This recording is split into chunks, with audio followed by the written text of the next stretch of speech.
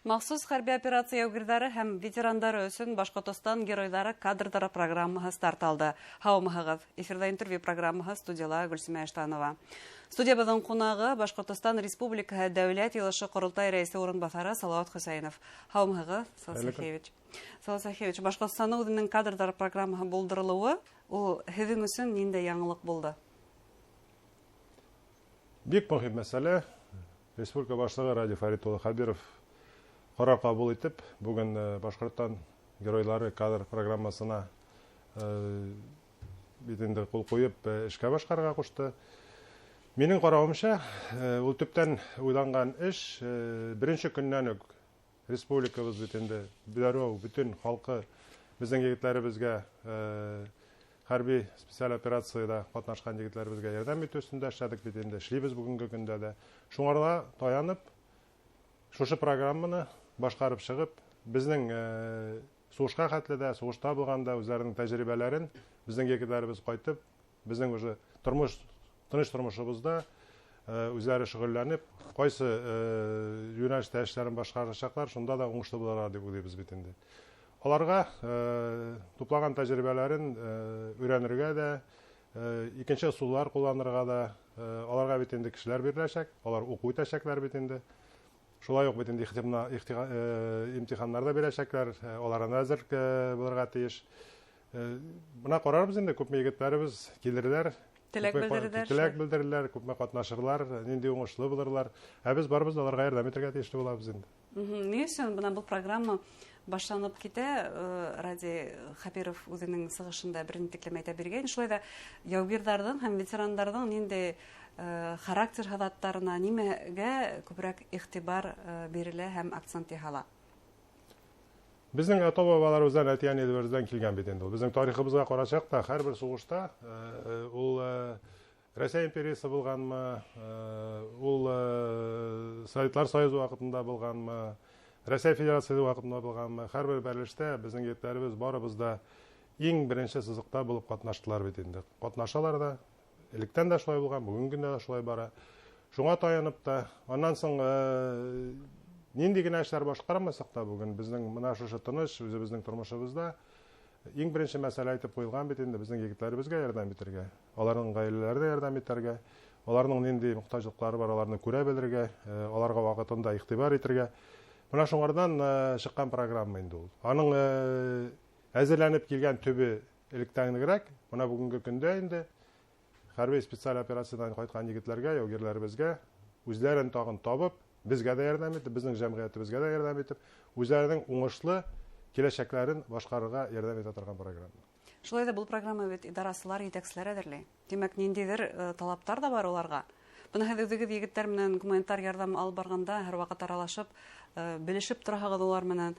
Буна һез үзегез һеҙҙең карамакка нинди талаптар улар?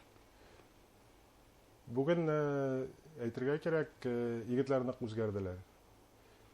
Алар тыныч тормышта яшәп, тыныч хезмәттә булган, аларны бүген танырлык түгел. Алар хәрби хезмәтләрендә дә бүген бик күп тәҗрибә тупладылар бит инде. Хәзер шушы үзләренең күңелләрендә йөрөткән, кайда үзгәрешләр кертергә, аларның аңлавынча, аларның үзләре сугышны, үзләренең йөрәкләреннән үткәргән кешеләр ничек итеп, кайда безнең җәмгыятебезне үзгәртеп корырга, кайсы юнәлешләрдә ныграк эшләргә. Моны шушы аларның уйлаган, үзләренең йөрәкләреннән, башларыннан үткән хәлләрне безнең тормышыбызга кайтып, безнең ярдәмдә, безнең җәмгыятебезне үзгәртүгә зур ярдәм кертерләр дип уйлыйм. Алар бүген дә бит киткән вакытларында лейтенантлар иделәр, бүген өлкән лейтенантлар, капитаннар, майорлар, анда да аларның бит инде җитәкчелекләре бар. Монда безнең тормышыбызга кайткач алар югалып калмаячаклар. Ягъни хәрби шартларда җитәкчелек итү ул бөтенләй икенче шартларда җитәкчелек итү димәксегез. Җитәкләү сулары икенчедер дә, күңелендә кеше ничек күрә тормышны, ничек итеп дөрес күрә, үзенең кешелеклеге бармы, кирәклекен тану, аның моны бүгеннән генә алып, кайсы эшкә тотынып, кайсысын беренче итеп үтәү, аларның күңеленнән үтеп, безгә ярдәм генә булачак, аларның безнең бу тормышка кайтып, безнең җәмгыятебезгә кирип, безнең белән бергә эшләүләре. Сугыштагы ысуллар барысы да безнең тыныч тормышыбызда кирәк булмаска, Мөмкин. Мөмкин. Менің уйлауымша, аларны ничек итеп үзләренең уйларын, үзләренең тойгыларын, үзләренең белемнәрен безнең тормышыбызга ярашлы итәргә өчен аларга без бит инде әйтәбез, аларны өйрәтәчәкләр дә, аларның бит инде Кырымда тәҗрибә туплаган, тыныч тормышта эшләгән кешеләр дә булачак, бергәләп, аларны да безне дә аңлап, бергәләп ул программаны уңышлы үтәрбез дип уйлыйм. Ягъни бында ничегрәк тыныч тормышка ла өйрәнеп китү мәсьәләһе дә мөһим. Шулай бит. Бына әгәр һеҙҙең үҙегеҙҙе остаз итеп ҡуйһалар, егеттәрҙең береһенә, һеҙ ниндәй кәңәштәр бирер инегеҙ? Остаз итеп ҡуйсалар, мин ғорурланыр идем. Берҙән мине сайлаусы булсалар. Ул бит ниндәй эшләреңне башҡарғанға тану дип ҡабул итәм. Мин шатланып ярдәм итәр идем. Остаз итеп сайламасалар да, мин аларга кирәкле тапсалар һәр вакыт үземнең вакытымны да, үземнең туплаган тормышымдагы булган тәҗрибәмне дә уртаклашырга һәр вакыт ризамын. Ул бит остаз булганнан гына тормый. Көндәлек тормышта да аралашып, кеше белән киңәшләшеп, бер төрле сүз, бер төрле юнәлештә барырга була. Мин һәр вакыт аларга ярдәм итәргә әзермен. Кирәк тапсалар, элемтәләр бар. Һәр вакыт аларга чыгып, киңәшләшеп, бергә эшләргә әзер торабыз. Шикләнмәйбез, һәр вакыт улар менән бәйләнештә, сөнки республиканың гуманитар ярдәмен озатып баруда еш катнашаһығыҙ. Ә мин тагы ла бер параллельде ithкә төшергәм килә, Салават Сахиевич, 1945 елның 9 майында еңеү байрағын күтәргәндән һуң кайткан ветерандарҙы шулай уҡ дәүләт хеҙмәтенә идарасы һәм етәксе итеү тәжрибәһе булған. Бына шунан киләме ул ошо программаны иғлан итү? Сөнки Рәсәй кимәлендә лә геройҙар дәүере тигән айырым программа бар һәм Башҡортостан геройҙары шул программаның беҙҙең төбәккә хас булған үҙенсәлектәрен файҙаланыу өсөн иғлан ителгәйне. Параллель килтерә алабыҙмы ошондай? Бардыр андай параллель. Әйтергә кирәк, 45 елда нинди булгандыр тормыш, бүгенге көндә үзгәрешләре бик күп бит инде. Ике ил әлбиттә шулай. Ике ил. Ә безнең менә тормышыбызга карау, үзебезнең ничек итеп дөрес итеп тормышны кору, алар бер үк төрле. Бүгенге көндә 45 елдагы безнең бөек җиңүебездән соң да бүгенге көндәге һичшиксез җиңүебездә дә шулай ук булачак. Безнең тормышыбызга карашыбыз, кемнәр үзен күрсәткән сугыш кырларында, алар кайтып калган кешеләргә үрнәктә булырга тиешләр, идара итү буенча да, тормышка карау буенча да, тормышны ничек итеп дөрес итеп кору буенча да, ул 45 елда да шулай булган, бүгенге дә шулай ук тора. Ә үзенчәлекләре бар инде, тормыш бит турында тормый.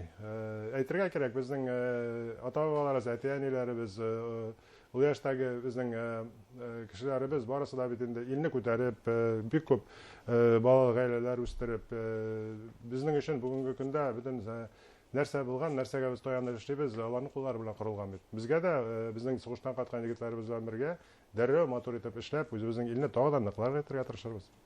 Гомумән, Салават Сахиевич, геройҙарыбыҙ әйләнеп ҡайтһа, уларҙың барыһында әлбиттә етәксе идарасы итеп ҡуйып бөтөп булмаҫтыр. Сөнки ләкин уларның бит шундай тормош тәжрибәһе, бай тәжрибә менән ҡайталар. Бына улар тормошта үҙ урынын тапһын өсөн нимә мөһим? Беҙҙән ниндәй ярҙам кәрәк уларға? Нимәгә беҙ әҙер булырға тейешбеҙҙер бәлки? Гел әйтеп киленә, кешеләрне ишетә белергә кирәк. Аларның күңелләрендә нинди уйлары бар, алар тормышка ничек карыйлар, күңелләре белән ничек итеп бүген тоялар, ярдәм бармы, кайсы җирдә кемгә күбрәк җәлеп итәргә кирәк үзебезнең игътибарны. Аларның үзләрен әйткәннәрен карап, безнең булган норматив, законодательный актларга карап, эшләргә кирәк инде. Ишетә белергә кирәк, кешеләр белән сөйләшергә кирәк, бергә укырга, өйрәнергә кирәк. Аларның сугышны үткән кеше, ул бит икенчерәк кеше инде. Ул үлем күргән кеше, үзенең хәрби хезмәттә булган, сугышта булган егетләрен югалткан кешеләр, алар тормышка нәзигрәк, аларның күңелләре карый бит. Нескәрәк карыйлар. Шуның өчен аларны тыңлап, аңлап, алар белән бергә эш итәргә кирәк. Иң мөһиме шул. Быйыл 2025 ел республикала махсус хәрби операцияларда катнашучы яугирлар һәм уларның гаилә әгъзаларына ярдәм итү йылы дип игълан ителде. Мөгаен закондар яңадан каралалар. Бездә 40тан ашу ярдәм түре республикала иң күп ярдәм төрләре саналһа, ниндидер барыбер да закондарда тәртипкә килтерәһегездер, караһыгыздыр. Ниндидер тәкъдимдар бармы әлеге вакытта? Бар тәкъдимнәр, без аларны карыйбыз. Бүген кабул ителгән законнар, норматив актлар бик уңышлы эшләп киләләр. Елны игълан итү белән хәрби хезмәттә булган егетләрне, аларның гаиләләренә ярдәм итү елы дип, ул безне тагы да күбрәк системага китереп, эшләр күбесе таянып кабул ителгән карарларга көндәлек тормышта башкарылырга тиеш. Менә шушы турыда сүз алып барырга кирәк. Көндә яңалыклар гына булып торырга тиеш түгел бит. Булган кабул иткәннәрне дә уңышлы итеп башкарып, кешеләрнең һәрберсенә барып җиткереп, кешеләрнең тормышын үзгәртергә, яхшыртырга кирәк. Менә безнең бүгенге елны кабул итү, игълан итү шушыга зур ярдәм булачак. Һәм закон ул һәрвакыт үтәлһә генә закон була шулай. Үтәлсә генә, үтәлер өчен аннан әйтергә кирәк. Һәрвакыт әйтә киләбез бит инде, нәрсәләрне эшләргә акча җитеп бетми дип. Бүген елны игълан иткәннән соң, аны финанс яклап та бит инде тергәтеп куелган. Арысы да уңышлы башкарылачак. Аның турында алышып барырга кирәк. Яңа законнар безнең егетләребез кайткач үзләре дә әйтерләр. Кайсы җирдә без әле эшләп бетмибез, кайсы җирдә безгә әзрәк төзәтмәләр кертергә кирәк булачак. Аларны да бергәләп карап, башкарып чыгарбыз. Зур рәхмәт һеҙгә гөмәкәтгә. Башҡортостан геройҙары кадрҙар программаһы тураһында республиканың дәүләт йылышы ҡоролтай рәйесе урынбаҫары Салауат Хөсәйенов менән һөйләштек. Иғтибарығыҙға рәхмәт, һау булығыҙ.